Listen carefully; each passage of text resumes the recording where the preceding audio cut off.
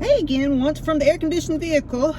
I'm still in 1 Corinthians 13, and we are down to verse 8. The love chapter.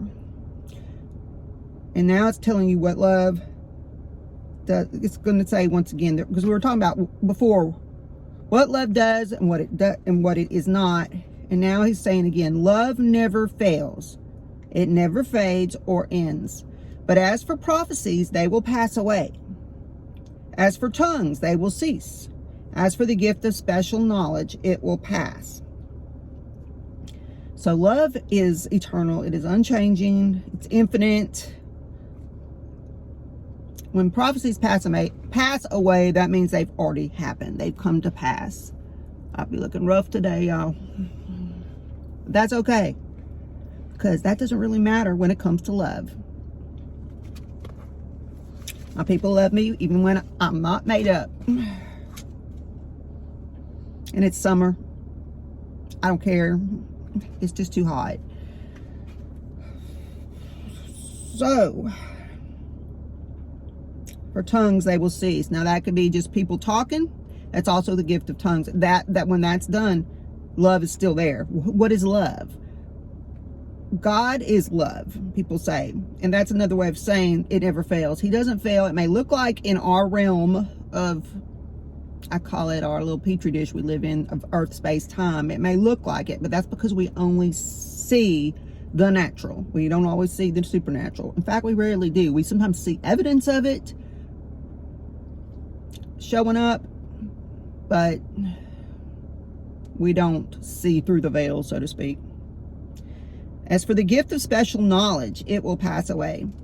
Special knowledge could be what you learned at school, in the universities, or your own spiritual discernment, your gift for discerning certain things. It'll pass away, but love never fails. It never fades or ends. For we know in part, and we prophesy in part, for our knowledge is fragmentary and incomplete. And that's just what I said. We don't have complete knowledge of the entire, we know it's here. We know the Bible, but we know what's here on earth. We won't know heaven until we get there. We won't know the eternal until we get there. But when that which is complete and perfect comes, that which is incomplete and partial will pass away. That's kind of what I said.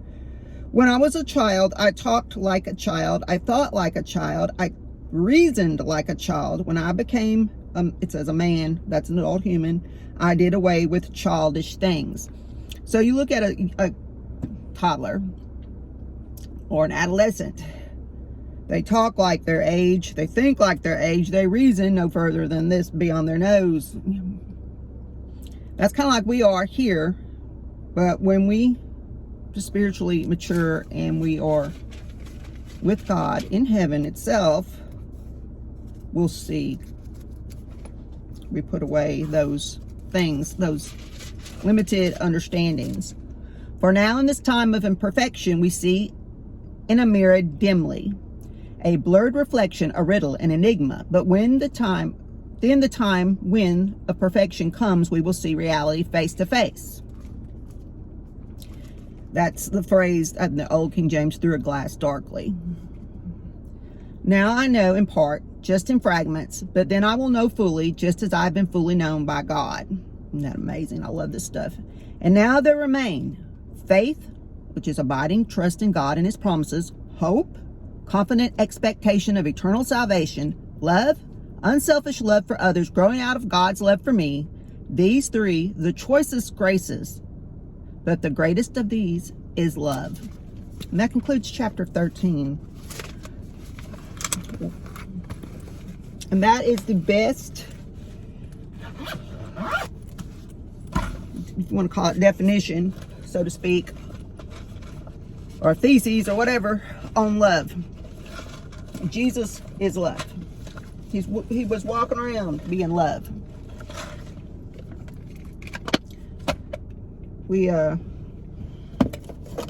understand totally love. or why love is eternal, or how it can bear all these things. But when we're at our spiritual height in heaven, not on this physical earth, I mean, it may happen for some people, we'll fully understand.